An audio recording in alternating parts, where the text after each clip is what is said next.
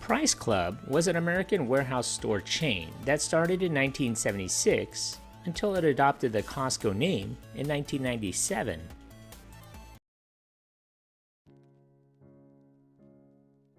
Saul Price founded Price Club on July 12, 1976, in San Diego, California, on the former site of a manufacturing building previously owned by Howard Hughes. The members-only warehouse club was the creation of Saul Price. In 1954, Price introduced the concept of one-stop shopping when he started FedMart, a discount department store open to government employees who paid a membership fee of $2 per family. Over those next 20 years, FedMart grew to include 45 stores and a chain that generated more than $300 million in annual sales. However, Price sold FedMart after losing leadership of the company in 1976. FedMart folded 7 years later. In the mid-1970s, small business owners had no options other than to buy their products and supplies from regional wholesalers or cash and carry operations. Price set out to offer an alternative. In 1976, with $800,000 of his own and $1 million raised among local California small business owners, and an additional $500,000 from former FedMart employees, Price, along with his son Robert, formed the Price Company and opened the first Price Club store in San Diego.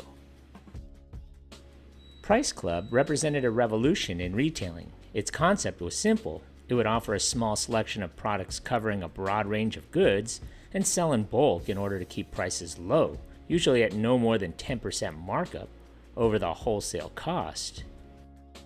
To maintain such discount prices, overhead was kept to a bare minimum. Products were stocked directly on the selling floor in minimally decorated warehouses built on cheap industrial land. Sales help was almost non-existent, and there would be no advertising except to announce the opening of new stores. Selection was limited, offering the broad range but not the depth and consequent inventory burden of the typical department store. Products were bought in bulk, directly from the manufacturers. Low margins were further offset by rapid inventory turnover, as high as 20 turns a year, allowing stores to pay suppliers quickly and achieve added early payment discounts. Membership was initially limited to small business owners, whose fees would also offset overhead costs. Restricted membership reduced the risk of bad checks and shoplifting because members would be more financially secure than the general buying public. The store also refused to accept credit cards in order to avoid the costs of their administration and credit card fees of as much as 1.5%. Price's first year went poorly. However, with losses of $750,000 on sales of $16 million, Price responded by broadening its membership base to include members of selected credit unions and savings and loans associations, and government, utility, and hospital employees. Additional stock sold to friends generated enough capital to keep the company in business, and by 1978, Price had recovered sufficiently to open his second warehouse in Phoenix, Arizona. In that year, Lawrence Price, Price's other son, who had initially declined to join the new company, borrowed money from the Price Company to open a tire mounting and battery installation shop next to the Price Club store. The new shop leased its space from Price, servicing the tires and car batteries sold there. The Price Company continued to expand, opening 2 more stores in Arizona and California, and it went public in 1980 and was already generating annual sales of $150 million. Business boomed among customers who appreciated the no-frills approach in exchange for low prices, and their word of mouth remained the company's most important and only advertisement. The typical Price Club was a marked contrast to the department stores of the day. Located in industrial districts on a city's outskirts where land and building costs were low, a Price Club store was housed in a little more than a large warehouse space generally from 100 to 120,000 square feet. Goods ranging from 5-pound bags of rice and 5-gallon jars of peanut butter to tires, televisions, and snowblowers were loaded by forklift directly onto 18-foot high shelves. Bulk packaging of smaller items appealed both to the small business owner and to families. Personnel and administration costs were also kept to a minimum by restricting store hours to a single shift, 8-hour day. The stores had no expensive trained sales staff, such as those found in department stores. In later years, the introduction of computerized scanning devices further reduced the need for personnel.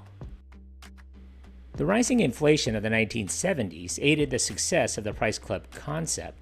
Customers proved they were willing to travel in out-of-the-way locations for the best prices. Soon, Price began acquiring additional land and properties.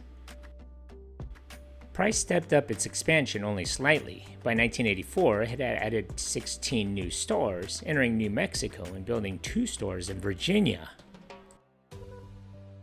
Price moved into Maryland and formed a joint venture with Steinberg Corporation to operate Price Clubs in Canada. In 1985, Price posted profits of $45 million on sales of $1.9 billion. In 1983, Price was suddenly faced with new competitors who were successfully copying the Price Club concept. Walmart's Sam's Clubs quickly became a giant in the young industry, with added competition from Kmart's Pace membership clubs and from Costco, whose Seattle, Washington-based Costco Wholesale clubs directly challenged Price's hold on the West Coast market. James D. Sinegal, co-founder of Costco, had worked with Saul Price at FedMart before joining him at the Price Company. Sinegal left Price, having reached the level of executive vice president, and in 1983 formed Costco Wholesale. Despite the increased competition, Price's growth continued. In 1986, it posted earnings of $75 million on sales of $2.6 billion.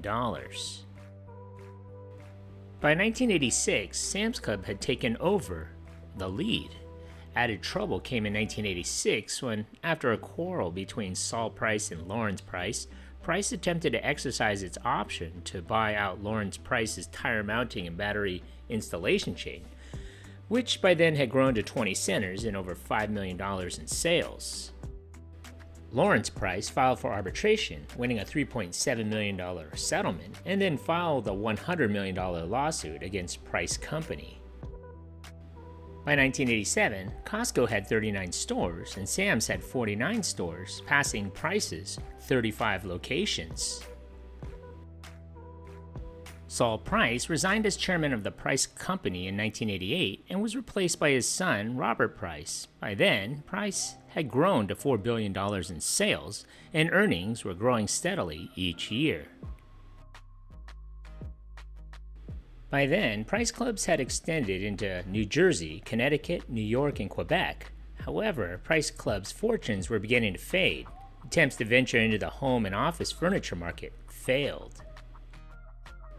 Despite a more aggressive expansion push in the early 1990s, many of the new Price Clubs were opened in California, adding in 1991 11 stores to an already 29 operating in that state.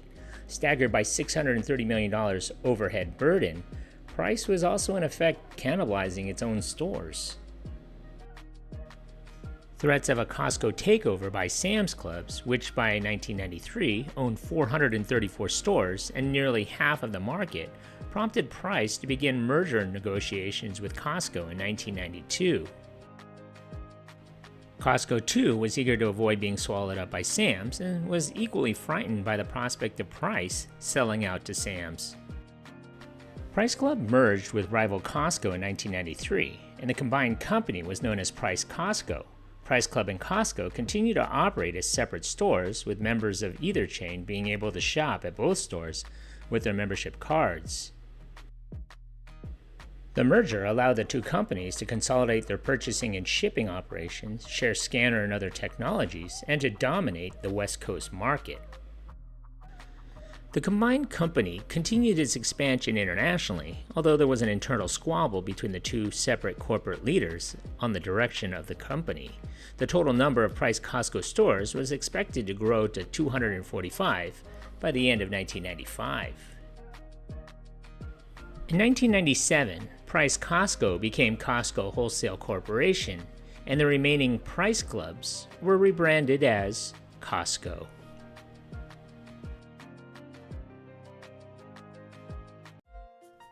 So what do you remember about this place? Leave a comment or a suggestion for a future video below.